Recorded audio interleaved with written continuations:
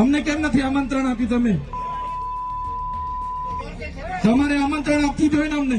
ઓ ભાઈ, બંધ કરી દેવાડો, મારા અધિકાર છે ભાઈ. તમે આવો, બંધ કરી દે એટલે બંધ કરી દે એટલે આમંત્રણ કેમ નથી? બંધ કરી દે એટલે. આ દ્રશ્ય સાગબારાના છે. એકલવ્ય સ્કૂલ જે પ્રોજેક્ટ છે એના સ્કૂલના લોકાર્પણ અને ખાતમુહૂર્તના કાર્યક્રમ દરમિયાન જ્યારે બધા જ અધિકારીઓ હતા, ધારાસભ્ય હતા, મંત્રી હતા, બધા સ્ટેજ પર બેઠા હતા.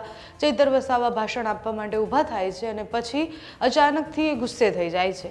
ગુસ્સો એ અચાનકથી નથી થતો, કારણ કે છેલ્લા કેટલાય સમયથી સરકારી કાર્યક્રમોમાં એમને ઇન્વિટેશન નથી મળતું અને એ મુદ્દો એ જાહેર કાર્યક્રમમાં બોલી રહ્યા છે. અધિકારી કલેક્ટરને પૂછી રહ્યા છે કે હું અહીંયાનો ચૂંટાયેલો ધારાસભ્ય છું, છતાં મને તમે ઇન્વિટેશન કેમ નથી આપતા? મનસુખ વસાવા ત્યાં બેઠા હોય છે, નરેશ પટેલ મંત્રી ત્યાં બેઠા હોય છે, બધા ત્યાં લાઈનથી બેઠા હોય છે અને પછી જ્યારે ધારાસભ્ય એકદમ ઉગ્ર થઈ અને અધિકારીને સવાલ કરતા દેખાય છે, આખો મામલો એ બબાલમાં તબદીલ થઈ જાય છે. એટલે બબાલની શરૂઆત ત્યાંથી જ થાય છે કે જ્યારે ચૈતર વસાવા અધિકારીઓ માટે સતત બોલતા હોય છે કે તમે નોકર છો, અમે ચૂંટાયેલા ધારાસભ્ય છીએ અને અહીંયા બેઠેલી જનતા જે કહેશે એવું આપણે કરવાનું છે. ત્યાંથી નરેશ પટેલ એમને ઇશારો કરે છે, એમને કહે છે કે તમે થોડા શાંત થઈ જાઓ. એ ચૂપ નથી થતા. એના પછી મામલો થોડો વધારે ઉગ્ર બને છે. પછી બધા લોકો ઊભા થઈ જાય છે, બૂમાબૂમી કરે છે અને પછી બધા ધારાસભ્ય અને મંત્રી ઊભા થઈ અને ચૈતર વસાવાને શાંત કરાવે છે અને કહે છે કે હવે તમે ભાષણ અહીંયા બંધ કરી દો. પછી ચૈતર વસાવા વધારે ગુસ્સે થાય છે કે તમે કોણ છો અમારું ભાષણ બંધ કરાવવા માટે? હું તમામ સરકારી કાર્યક્રમોમાં આવું છું. આ જેટલું પણ બની રહ્યું છે સરકારના ખર્ચે બની રહ્યું છે. કોઈ પણ કમલમમાંથી પૈસા નથી આવતા, ના કોઈ ધારાસભ્ય કે મંત્રી પૈસા આપે છે. અને પછી વધારે ઉગ્રતાથી એ બોલતા જ્યારે દેખાય છે ત્યારે બધા એમને શાંત કરી અને બેસાડી દે છે.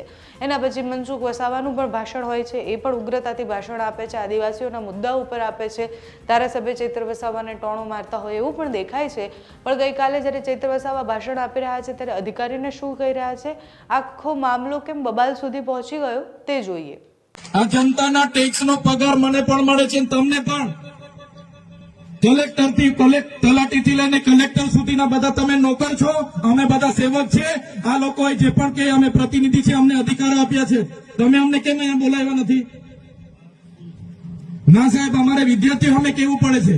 અમને કઈ તમે દર વખતે ચિકદામાં કીધું, દર વખતે આ જ પ્રશ્ન ઉભો કરો છો, દર વખતે આ જ પ્રશ્ન ઉભો કરો છો. ઓ ભાઈ, ધારાસભ્ય છું, લોકોએ મને ચૂંટ્યા છે, મને આમંત્રણ જોઈએ ભાઈ.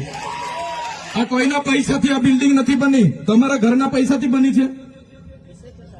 અરે વિષય પર તો મને આમંત્રણ કેમ નથી આપ્યું? મને જાણ કોઈ એક ફોન કેમ નથી કર્યો? કેમ ભાઈ? અમે ધારાસભ્ય ચૂંટાયેલા છે, લોકોએ અમને અધિકાર આપ્યા છે. અમારો અવાજ તમે દબાવવાની વાત કરો છો. અમને કેમ નથી આમંત્રણ આપ્યું? તમે તમારે આમંત્રણ આપવું જોઈએ ને અમને. ઓ ભાઈ, બંધ કરી દેવાડો, મારા અધિકાર છે ભાઈ. તમે આવો, બંધ કરી દે એટલે બંધ કરી દે એટલે આમંત્રણ કેમ નથી? બંધ કરી દે એટલે બંધ કરી દો એટલે પણ બંધ કરી દો એટલે આમંત્રણ આપવું જોઈએ ને તમારે. અમને તમે આમંત્રણ કેમ નથી આપ્યું ભાઈ? અમે ચૂંટાયેલા ધારાસભ્ય છે, અમને એક ફોન કોઈનો આવ્યો નથી. કલેક્ટર સાહેબની જવાબદારી છે. આ કોઈના કમલમના પૈસાથી બિલ્ડિંગ નથી બની ભાઈ.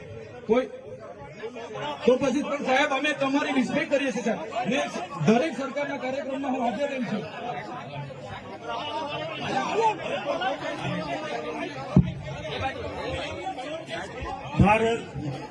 ભાઈ ચલો શાંતિથી બેસી જાઓ, બધા બેસી જાઓ. એ ભાઈ બધા બેસી જાઓ, બધા બેસી જાઓ. ચાલો શાંતિથી બેસી જાઓ ભાઈ, આગળ નહીં, બેસી જાઓ શાંતિથી. ભાઈ ભાઈ